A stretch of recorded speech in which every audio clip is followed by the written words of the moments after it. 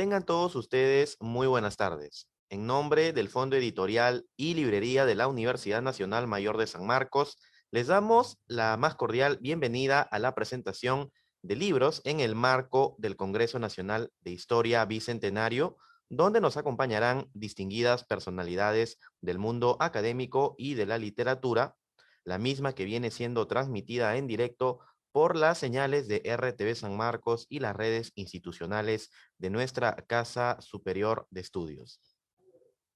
Para dar inicio a esta presentación del libro Una vida en los Andes, diario 1864-1896, cuyo autor es Teodor Ver y ha sido editado por el doctor Pascal Riviale y el señor Christophe Galinon.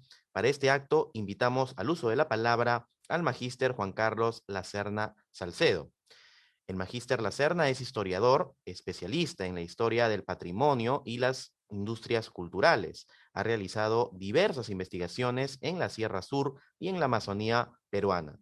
Es investigador de la Dirección de Patrimonio Inmaterial del Ministerio de Cultura y docente de la Escuela de Historia de la Universidad Nacional Mayor de San Marcos. También es autor, entre otros, de Sicuris, Máscaras y Diablos Danzantes, Historia de la Diablada y la Identidad Cultural en Puno, Mincul 2018, y Misiones, Modernidad y Civilización de los Campas, Historia de la Presencia Adventista entre los Ashanincas de la Selva Central Peruana, Universidad Nacional Mayor de San Marcos 2012. Bien, adelante, magíster Juan Carlos Lacerna Salcedo, con sus palabras. Buen día a todos y a todas. Muchas gracias por la invitación a participar en esta presentación del libro, ¿no? Una vida en los Andes, ¿no? La feliz conclusión de un proyecto que inició hace 20 años con el casual descubrimiento del manuscrito de Teodoro Ver en Fillac, ¿no? En el departamento de Loc, en Francia. Una versión previa al documento que ahora tenemos impreso por iniciativa del Fondo Editorial de la Universidad de San Marcos y el IFEA, fue publicado en el 2013, ¿no? Y además, una exposición pública antecede esta iniciativa. Pascal Riviel y Christophe Galinon editan en esta versión en español un extracto, ¿no? Un conjunto de extractos seleccionados de los 13 volúmenes que componen en su totalidad las memorias, diarios de este curioso y fascinante personaje. Teodoro Ver es francés, inmigrante, llegó al Perú aproximadamente hacia 1863. Al año siguiente inicia la redacción de sus memorias, ¿no? Que continuará, ¿no? Hasta 1896, año que tenemos, ¿no? Las últimas redacciones, aunque no sabemos si finalmente es el punto final de su interés por guardar memorias, ¿no? Asentado en Lima, se vinculará a la dinámica colonia francesa, ¿no? Aunque por sus propios ímpetus políticos y su carácter especialmente irascible, irá quebrando sus relaciones con los miembros más destacados de esta colonia, conformados en su mayoría por comerciantes, ¿no? Él mismo incluso reclamará su preferencia por interactuar, por socializar por individuos que pertenezcan a los sectores más populares, ¿no? Su vida es fascinante, ¿no? Su participación en una serie de iniciativas editoriales, tanto en Francia como en el Perú, su militancia socialista, republicana, le generará también una serie de ojerizas, ¿no? Sobre todo dentro de la élite limeña en la que él intentará interactuar y de la que de alguna manera deberá depender, en la medida que es a través de la docencia particular que él va a poder mantenerse durante gran parte de su estancia en la capital de Lima. Ver es un inmigrante, ¿no? Que se asienta en el Perú en la década de 1860, en una época de prosperidad, ¿no? Que se va a reflejar también en cambios significativos dentro de la vida de la ciudad de Lima, el contexto guanero. Y permanecerá en nuestra ciudad hasta el momento de su muerte, ¿no? En 1890 exactamente, en noviembre de 1900. En ese escenario, ¿no? Aproximadamente 4 décadas o casi medio siglo de presencia en nuestro país y específicamente en la ciudad de Lima, Ver va a ser testigo de una serie de hechos que van a marcar la segunda mitad del siglo XIX peruano, ¿no? Hechos como el crecimiento económico del guano, ¿no? La presencia y el dinamismo de las significativas colonias extranjeras asentadas en las ciudades costeras, la guerra del Pacífico, por supuesto, ¿no?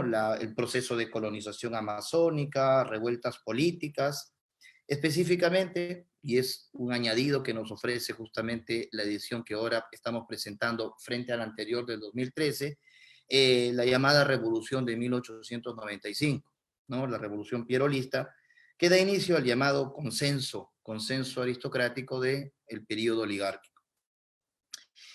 Del otro lado, también las memorias de Ver nos permiten reconstruir varios de los tópicos, ¿no?, que han dado forma a lo que podríamos llamar la imagen transatlántica del Perú, ¿no?, para el consumo europeo y para el consumo norteamericano. Temáticas como la arqueología, ¿no? Esta llamada arqueología amateur, ¿no?, que fue desarrollándose en el Perú en la segunda mitad del siglo XIX, la América indígena, ¿no? El escenario amazónico y, por supuesto, este contubernio étnico que presentaban las ciudades andinas, serían temas también que aparecen descritos, ¿no?, dentro de sus memorias. Más allá de las grandes reflexiones sobre el Perú, algo que no es particular dentro de la pluma del autor de Ver, eh, Ver es un acucioso observador de lo cotidiano, ¿no? Anota, no ajeno de prejuicios y valoraciones propias de su época y de su propio origen, ¿no?, las características que definen las interacciones y la sociabilidad dentro de la ciudad de Lima, ¿no? Describe, ¿no?, la vida al interior de las familias de las élites con las que puede compartir desde cierta lejanía, ¿no?, sus espacios de interacción, los salones, las veladas, la relación entre los patrones, la servidumbre dentro del hogar, pero también los afanes de modernización que presenta en sus hábitos esta élite, aunque no siempre se correspondan los afanes con la realidad. Describe también la vida religiosa e indígena, como es el caso de la fiesta de la Virgen de Copacabana, a la que puede él asistir durante sus exploraciones arqueológicas en el altiplano. Por el tiempo que tenemos para esta presentación, simplemente me voy a detener en tres aspectos que me parecen significativos y que se vinculan a los intereses que tengo también yo en relación a las redes académicas transatlánticas, los orígenes de la arqueología amateur y la colonización amazónica, ¿no? Además también del interés que tiene Ver y de alguna manera la participación de Ver en lo que podríamos llamar la construcción visual de los Andes y de la Amazonía para el público europeo, ¿no? En principio, ver evidencia estas redes que se están construyendo en el siglo XIX, en que figuras particulares que no tienen una formación académica, como es su caso, intentan involucrarse, ¿no?, dentro de este escenario de efervescencia por el americanismo que está desarrollándose en los centros académicos alemanes y franceses, específicamente en París, ¿no?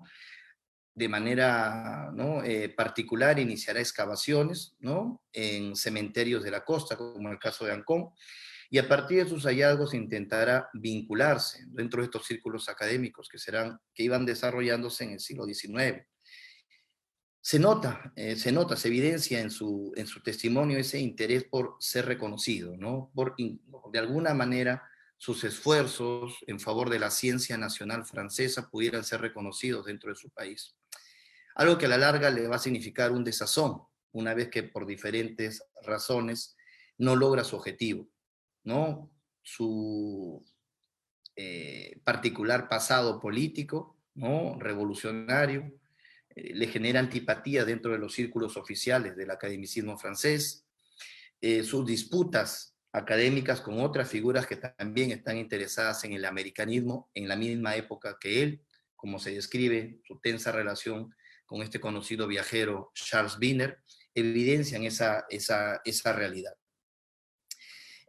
Al margen de ello, ¿no?, los testimonios que ahora podemos leer dentro de la publicación ponen en evidencia, ¿no?, esa terquedad, como él mismo dice, por insistir en los descubrimientos, ¿no?, financiados muchas veces de manera particular en yacimientos en la costa, costa y por supuesto en el altiplano, en el Tiahuanaco, que para la época era una especie de meca, ¿no? Meca de los tempranos esfuerzos arqueológicos en el mundo andino. Anota también ver lo que son las tempranas experiencias de colonización amazónica, ¿no? Esta colonización agraria que fue promovida en el contexto del guano en la zona de la selva central, ¿no? Deja algunas anécdotas bastante interesantes para ver cómo era la vida de esta colonia franco-italiana y también alemana que se estableció en la región del Chanchamayo, específicamente entre San Ramón y La Merced. Y por último, también encontramos en su obra el interés por lo visual, ¿no? Por lo visual, por la producción y por la circulación de imágenes que a la larga serán icónicas acerca del Perú, de este Perú andino y este Perú amazónico dentro del consumo visual europeo, ¿no? Su interés en producir sus propias fotografías, ¿no? El contrato que hace con este fotógrafo Von Grunko en La Paz, su relación con el fotógrafo alsaciano Charles Kroll, ¿no? En Lima, evidencia también el valor que él de alguna manera le da a esta producción visual como correlato a los esfuerzos académicos en los cuales él está insistiendo durante gran parte de su estancia en el Perú. La edición que ahora nos ofrece Pascal Rivière y Galinón está traducido para un lector peruano, ¿no?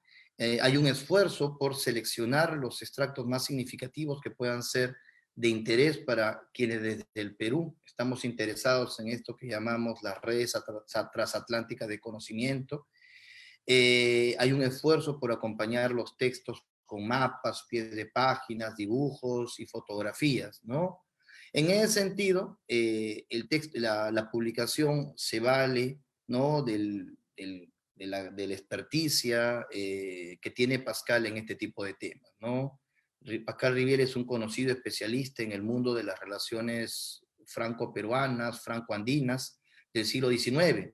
Tiene un amplio conocimiento de fuentes, referencias bibliográficas, referencias biográficas, no solamente francesas, ¿no? Sino en general, ¿no? Europeas, y su relación con el mundo andino, lo que permite una correcta contextualización de los diarios, ¿no? Personalidades políticas, miembros de las colonias extranjeras en el Perú, miembros de las sociedades académicas americanistas en Francia, aparecen aquí no solamente señalados, ¿no? Sino correctamente ubicados, ¿no? Dentro de la obra. En ese sentido, solamente para culminar, saludo y felicito esta iniciativa editorial del Fondo Editorial de la Universidad de San Marcos y del Instituto Francés de Estudios Andinos. Invito a todos a la lectura de esta muy, muy simpática obra que recorre medio siglo de la vida de un inmigrante en nuestro país, pero también medio siglo de devenir histórico del Perú de segunda mitad del siglo XIX. Gracias. Muchas gracias. Fueron las palabras del magíster Juan Carlos Lacerna Salcedo. Continuando con la presentación del libro Una vida en los Andes, diario 1864-1896, invitamos y dejamos en el uso de la palabra al doctor Cristóbal Aljovín de Lozada. El doctor Aljovín de Lozada es doctor en Historia por la Universidad de Chicago y su tesis doctoral fue publicada bajo el título Caudillos y Constituciones, Perú 1821-1845 en el año 2000. Ha sido profesor visitante en diversas universidades y actualmente es profesor y decano de la Facultad de Ciencias Sociales de la Universidad Nacional Mayor de San Marcos.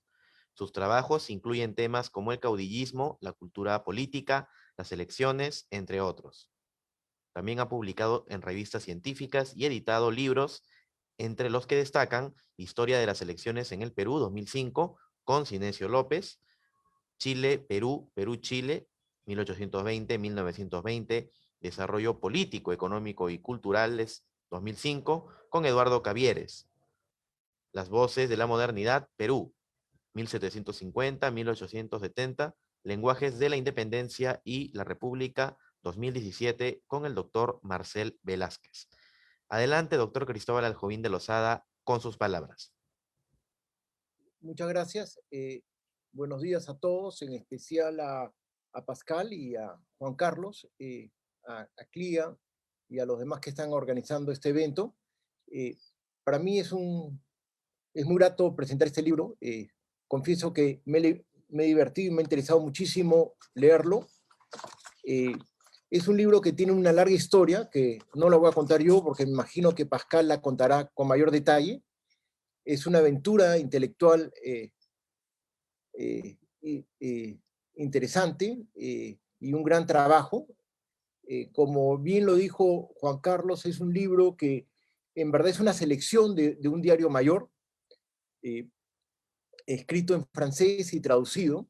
En verdad lo han dividido en las siguientes partes: Ver se vuelve profesor, Ver y la América indígena, el conflicto hispano-peruano y el combate del 2 de mayo, 1868, un año terrible, la epidemia de la fiebre amarilla y el terremoto, anécdotas y recuerdos de Lima y otras localidades del Perú, la estadía de Teodoro Ver en el Valle de Chanchamayo, franceses en el Perú.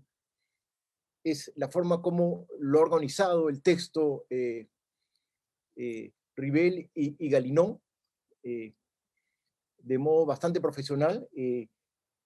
Hay una muy buena introducción y sobre todo me pareció muy interesante también que cada vez que entraba un nuevo tema había una pequeña explicación de 2 páginas que de algún modo ayudaba al lector a situarse.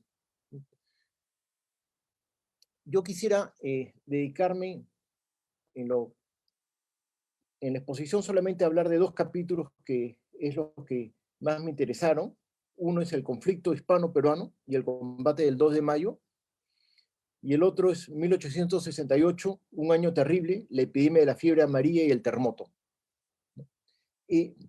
Todo diario que cada vez están apareciendo más y publicándose más. Hay diarios que conocíamos, pero que se han, por ejemplo, publicado a su cabalidad, como es el diario de Henry Pitt por Ulrich Mucke. Nos ofrecen cada vez una idea más compleja de este mundo peruano-europeo, porque la mayoría de los diarios han sido escritos por europeos, con su propio background. Eso creo que lo ha explicado bastante bien Juan Carlos. Y uno puede ver, digamos, puede analizar estos diarios desde, creo que por lo menos 2 perspectivas. Una es los datos y las reflexiones de orden histórico, y una segunda forma de comprender y estudiar estos diarios es como un autodocumento, como a partir de la escritura del diario uno puede comprender el individuo que lo está escribiendo. Con respecto al conflicto hispano-peruano, 2 de mayo, narra de modo interesante, desde su perspectiva como actor histórico, el conflicto y el combate. Tiene información y reflexiones interesantes, ya que yo me dedico a la historia política. Hay un conjunto de reflexiones que me parecieron simpáticas. Solamente voy a leer unas pequeñas líneas del diario de Bit, porque del diario de Ver, porque no tenemos tiempo. Es con relación a las revoluciones, que es un tema que ando trabajando, y nuestro autor dice lo siguiente: las revoluciones solo las hacen los soldados. Un gobierno lo suficientemente hábil como para ganarse a los generales puede dormir tranquilo, nadie perturbará su sueño. No hay otro elemento revolucionario sino entre la raza negra y los cholos, a los que se conducen a la revuelta con unas cuantas barricadas de pisco. Pero hay un riesgo al utilizar a esas gentes, ya que se interesan muy poco por la política y toman las armas solo para asolar, robar y asesinar sin distinguir bandera. Pero todos los temen, en primer lugar, aquellos que tienen algo, sobre todo los extranjeros. Digamos, sobre todo el rol de los militares, del ejército, es interesante en esta relación, en estas reflexiones de Witt, disculpen, de Ver, y también describe con pequeñas anécdotas, por ejemplo, las actitudes nacionalistas de la población frente a los españoles antes del conflicto, y describe a un grupo de europeos que forman compañías de bomberos y su rol, ¿no? Entonces, no solamente nos da una visión panorámica, sino también describen ciertas, de acuerdo a la vivencia del personaje, ciertos aspectos de la vida de la ciudad y del conflicto, donde, por ejemplo, describe los uniformes de los bomberos, etcétera, con sumo detalle. También, por ejemplo, da datos interesantes como que hubo tropas cusqueñas que solamente hablaban quechua en el combate, y nos va llenando de este tipo de información. También, de modo muy sucinto, por ejemplo, explica a un personaje como Vivanco, entre comillas, con tendencias monárquicas, que se le veía como una persona que podía negociar con los españoles. Y también, por ejemplo, describe las ceremonias de la victoria del 2 de mayo, cómo se celebra en Lima, cómo lo ve los personajes de Lima. Algo que es curioso con respecto al 2 de mayo, que unos historiadores españoles me lo hicieron ver, es que en el Perú nosotros consideramos que el 2 de mayo fue una victoria, y para los españoles también el combate del 2 de mayo lo narran en términos victoriosos, ¿no? Es creo que uno de los pocos combates en la historia que los dos países enfrentados consideran que tuvieron una victoria. Y nos va de ese modo dando una serie de informaciones bastante interesantes con respecto al conflicto y al 2 de mayo. También el otro capítulo que me interesó, imagino que por la situación que vivimos y por el último temblor, terremoto que vivimos hace poco, la fiebre amarilla y el terremoto, me pareció bastante interesante en varios aspectos. Primero, cómo los rumores de la fiebre amarilla recorren, generan miedos, ¿no? La idea del miedo está muy presente en este capítulo, en la escritura de Ver. Hay muchas descripciones que pueden ser muy valiosas para la historia de la medicina, para la historia de las epidemias. También tienen datos curiosos, interesantes, como lo del pintor Luis Montero, el famoso pintor que pintó la muerte de Atahualpa, que está en el Museo de Arte, que murió al poco de llegar al Perú y a punto de partir para Europa. Y está marcado por los miedos y también por las descripciones de la enfermedad. Y en ciertos momentos también describe lo duro que fue para la población, la cantidad de muertos que había, alguna descripción de personas que se morían. Digamos, todo lo que he dicho hasta ahora son datos fríos que estamos acostumbrados a utilizarlos nosotros los historiadores.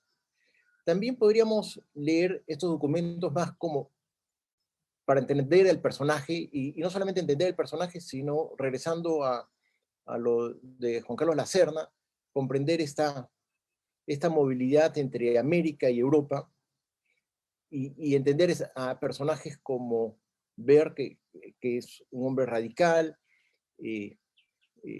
con una actitud ilustrada, ¿no? Un poco en el plan de las reflexiones de Muque. Igual que Witt, Ver es un hombre que, por lo menos en las cosas que he leído, no hay una búsqueda personal suya o sus relaciones íntimas, no hay una búsqueda psicológica honda, digamos, no es una persona que escribe su diario para decir, para describirse a él mismo en relación a un conjunto de hechos, sino mucho más le da fuerza a lo que él está viendo de sus reflexiones. Aunque, repito, hay momentos que sí muestra ciertos afectos, ciertos miedos, pero no hay, no hay una cosa honda de reflexión personal, sino más bien de narración de lo que ve. Eh, sí, menciona los miedos, los comportamientos de las personas, es muy duro con la cuestión religiosa, tiene una actitud muy contraria a la iglesia y sobre todo al comportamiento religioso de las personas, que frente a momentos duros como pueden ser las epidemias o los terremotos, se refugian en la religión y consideran que esto es un castigo divino por múltiples razones, sobre todo comportamientos personales o colectivos, ¿no? Se nota, digamos, eh, una confrontación entre la ciencia y las creencias, y ahí yo creo que de algún modo hay una construcción del yo, de ver en relación a un desdén de esta gente que se deja manejar por el miedo y por las creencias y no tratan de comprenderlo de modo científico los hechos determinados, ¿no? En pocas palabras se muestra como un hombre ilustrado, curioso, algo que también me parece bien interesante del diario es que investiga, digamos, no solamente escribe los datos, digamos, como que hoy día de repente hubo un levantamiento y lo escribe, sino que muchas veces investiga las razones, ¿no? De lo que está afirmando. Y esto es bien interesante, por ejemplo, en el caso del terremoto, en el cual está de lo más preocupado del origen del terremoto, ¿no? Para él el origen del terremoto está en el mar, lo que ocurrió en el mar, en el Golfo de Arequipa. Es crítico a dos posturas, una a los volcanes que dan origen para muchos el terremoto, o también dice que hay filtraciones del lago Titicaca y que, por ejemplo, la gente de La Paz, que queda más abajo que el lago Titicaca, que es muy cerca, puede terminar inundado, y dice que eso de acuerdo a la información, no explica no está de acuerdo a la información, esta afirmación.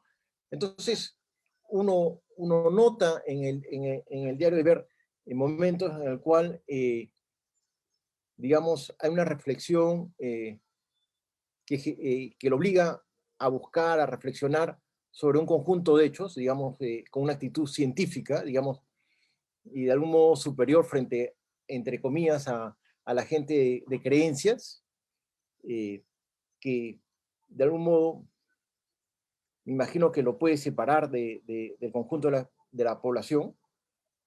Y, y en para ir terminando, quisiera felicitar a Pascal y a Christopher por su gran labor, un trabajo muy minucioso y de muchos años. También felicitar a los traductores y al Fondo Editorial y al IFEA por haber tenido esta idea de publicar este libro, que es una compilación del diario de Teodoro Ver en español, que estoy seguro que va a ser bastante útil para los historiadores peruanos y de los Andes en general, sobre todo los interesados como yo en el siglo XVIII. Muchas gracias. Muchas gracias. Fueron las palabras del doctor Cristóbal Aljovín de Lozada, actual decano de la Facultad de Ciencias Sociales de San Marcos.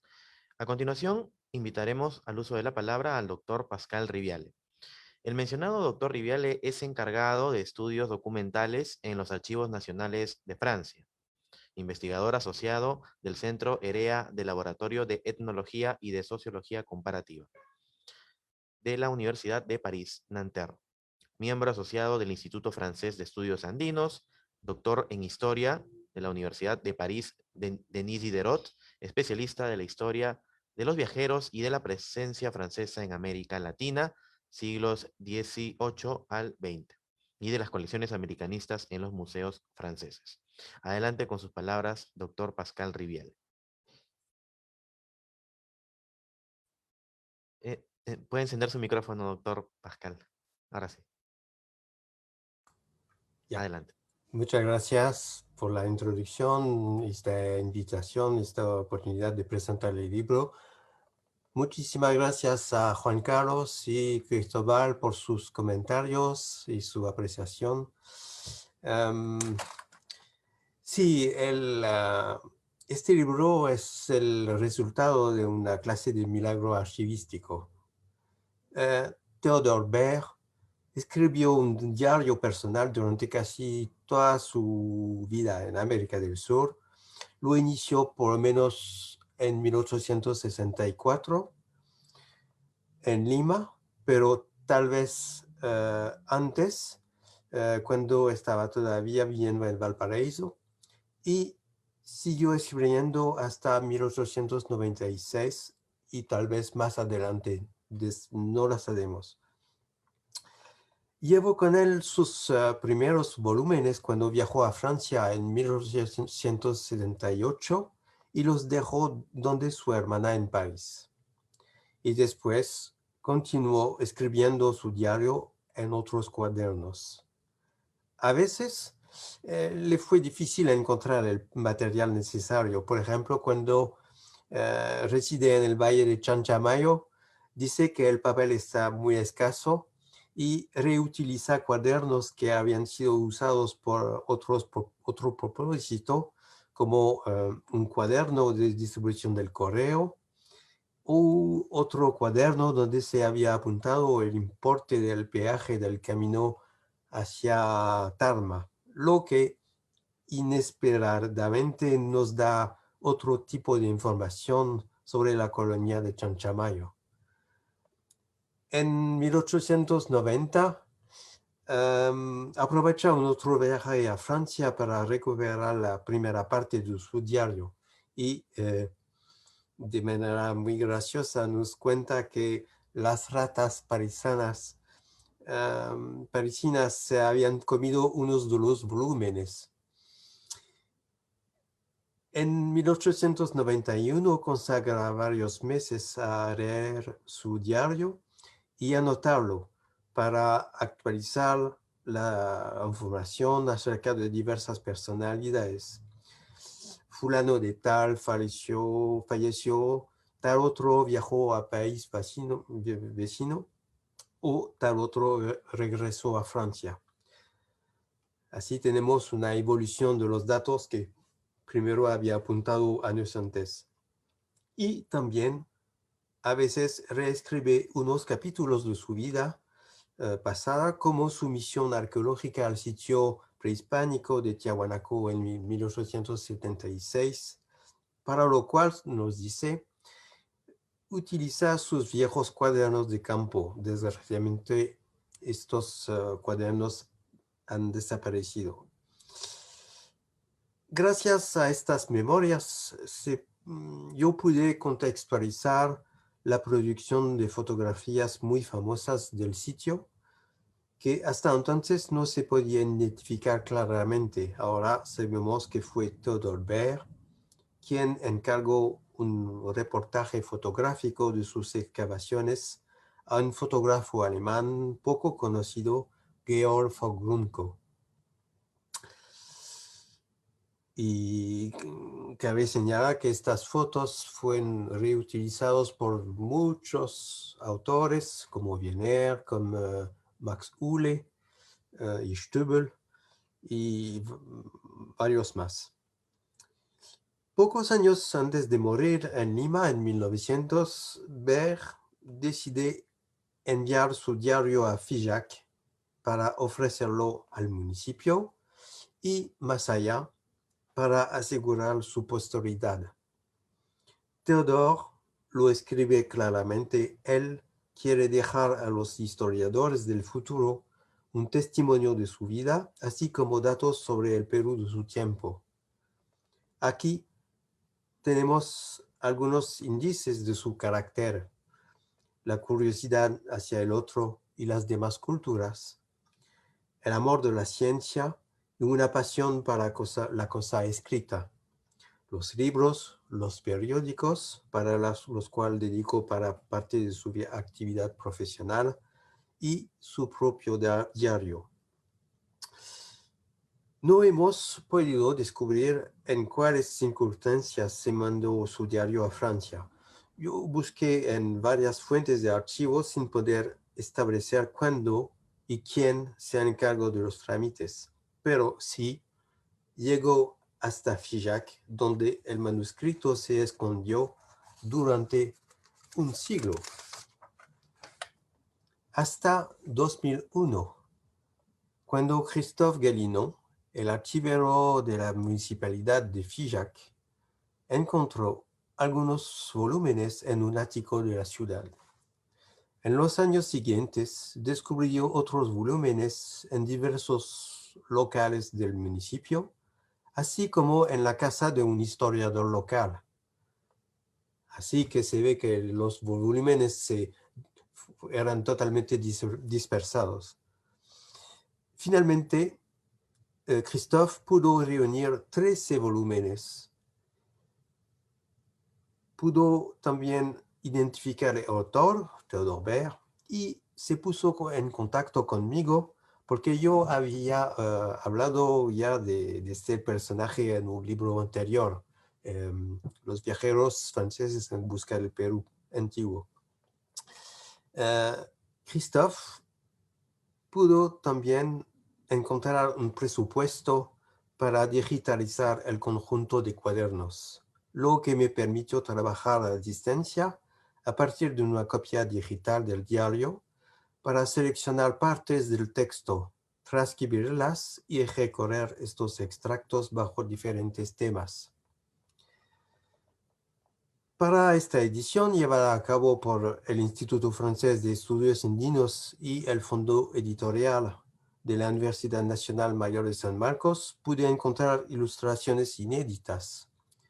En particular, los lindos dibujos hechos en 1883 por el conde de Saint-Genis, que Bert encuentra en la Merced, en el Valle de Chanchamayo, y comenta estos dibujos en su diario.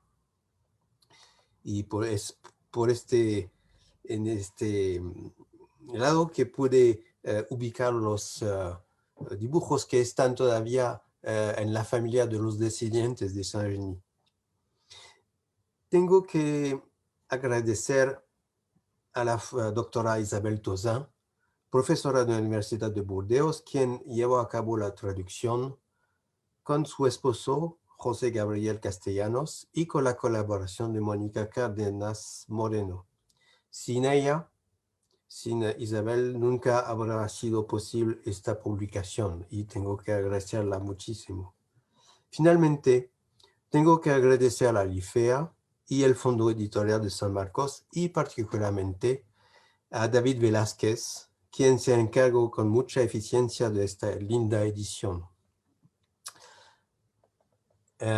Si me queda todavía unos minutos, yo quisiera hacer unos comentarios más, porque cabe destacar la relativa transparencia de Bert cuando uno busca huellas de él en otras fuentes archivísticas.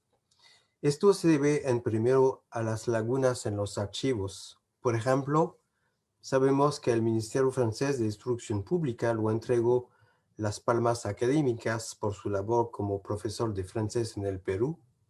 Sin embargo, no se encuentra su expediente en los fondos conservados en los Archivos Nacionales de Francia. Tampoco se lo menciona en los archivos administrativos de la colonia de Chanchamayo, porque encontramos como un hueco para el periodo durante el cual vive ahí. Tenemos los informes acerca del establecimiento de la colonia para los años 1874 y siguientes, y después tenemos las actas del Consejo de Chanchamayo, redactado por Émile Preug a partir de 1883. Y entre estos dos periodos, durante el cual Ber vive a la Merced, aparentemente no tenemos fuentes oficiales escritas, pero tal vez alguien nos podrá confirmar o negar esta afirmación. Pero sobre todo tenemos la impresión que Ber no llama la atención de los que hubieran podido mencionarlo. Por ejemplo, los diplomáticos Olivier Ordinaire y Étienne de Saint-Génie, quien viajaron a Chanchamayo y mandaron a Francia informes oficiales sobre su visita ahí, hablan muy detalladamente de los franceses establecidos ahí, pero no mencionan a Ber, como si él no fuera digno de ser mencionado. Tal vez su reputación de antiguo miembro de la Comuna de París lo hacía justamente indigno a los ojos de las personas decentes. Y esto es una faceta importante de la personalidad de Ber. Era un rebelde contra el orden establecido, contra los hombres de poder. A él le gustaba mucho más la gente humilde.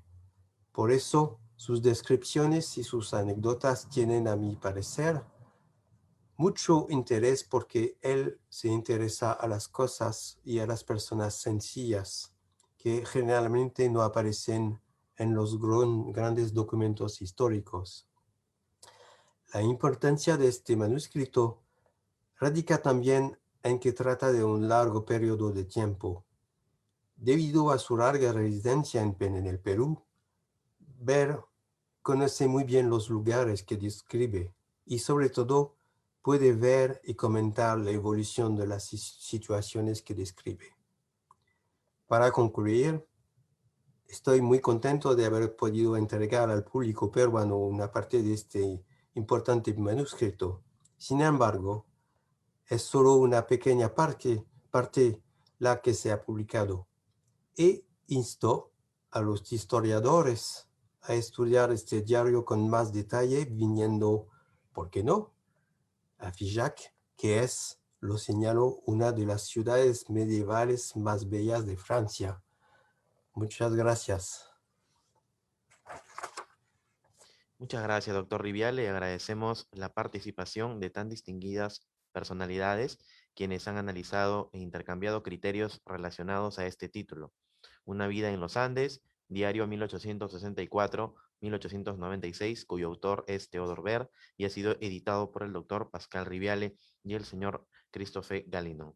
Este importante libro puede ser obtenido en las librerías El Virrey de Miraflores, Librería Sur, Librería Iturriaga, Librería San Cristóbal y en el Fondo de Cultura Económica y la distribuidora Libut. Bicentenario del Perú.